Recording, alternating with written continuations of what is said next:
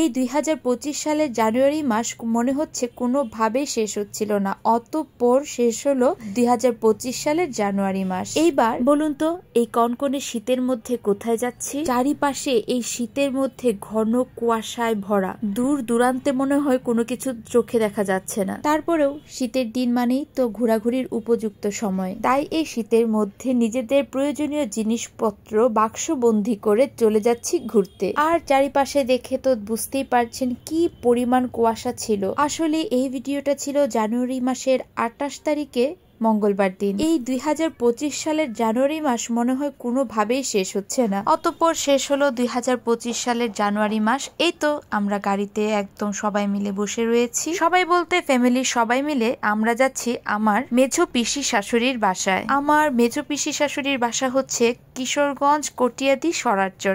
আর কটিয়াদি হলো আমার খুব কাছের একটা জায়গা, কারণ সেখানে আমার আপন বড় পিসির বাসা। তবে এবার আর আমার নিজের পিসির বাসায় যাচ্ছি না, মানে কটিয়াদি যাচ্ছি না, আমরা যাচ্ছি আমার মেঝো পিসি শাশুড়ির বাসায়। একদম তাদের বাসা পুরো গ্রামের ভেতরে, কি সুন্দর চারিপাশে যে দেখতে লাগে, এইরকম গ্রাম তো আজকাল দেখাই যায় না।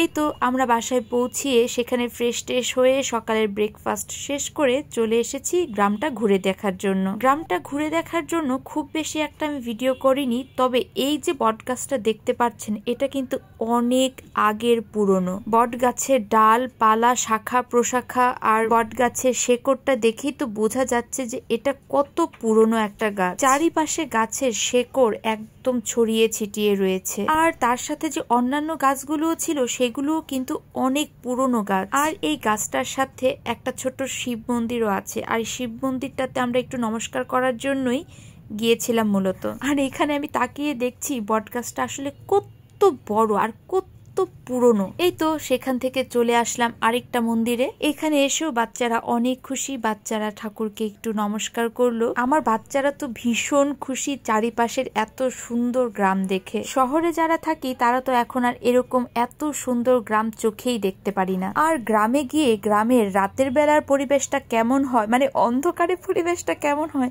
সেটা এক্সপ্লোর করবো না তা তো হতেই পারে না। তাই দুপুরে খাওয়া দাওয়া শেষ করে জম্পেশ একটা বিকাল বেলা ঘুম দিয়ে বের হয়ে পড়েছি রাতের বেলা। চারিপাশে ঘুটঘুটে অন্ধকার, মানে ভীষণ ভয়ানক একটা অবস্থা। সবাই মিলে গ্রামের এরকম একটা সুন্দর পরিবেশ এক্সপ্লোর করতে বের হয়ে পড়েছি। আর দেখতেই পাচ্ছেন চারিপাশের অবস্থাটা ভীষণ ঘুটঘুটে অন্ধকার, আর ভূতের একটা ভয় তো সবসময়ই আমাদের বাঙালিদের মনে লেগেই থাকে। তবে এখন তো আর গ্রাম গ্রাম নয়, গ্রামেও কিন্তু কিছু কিছু উন্নয়নের ছোঁয়া লেগেই গিয়েছে। এই অন্ধকার ঘুটঘুটে রাস্তায় কিছু দূর এগোতেই দেখলাম রাস্তার পাশেই ল্যাম্পপোস্ট, আর এই ল্যাম্পপোস্টটা দেখে মনে কিছুটা স্বস্তি ফিল হলো। আর এই যে সৌরভ আমার বিষাক্ত দেবর, তাকে এই অন্ধকার ঘুটঘুটে রাস্তায় চাদর মুড়ি দিয়ে যখন যাচ্ছে মনে হচ্ছিল যে একটা ভূতি হেঁটে হেঁটে যাচ্ছিল। আর এই বিষয়টা নিয়ে আমরা কিন্তু অনেক মজা করেছি। আসলে গ্রামীণ পরিবেশটাই এরকম, যেই এখান দিয়ে হেঁটে যাক না কেন তাকেই আসলে এরকমই লাগবে।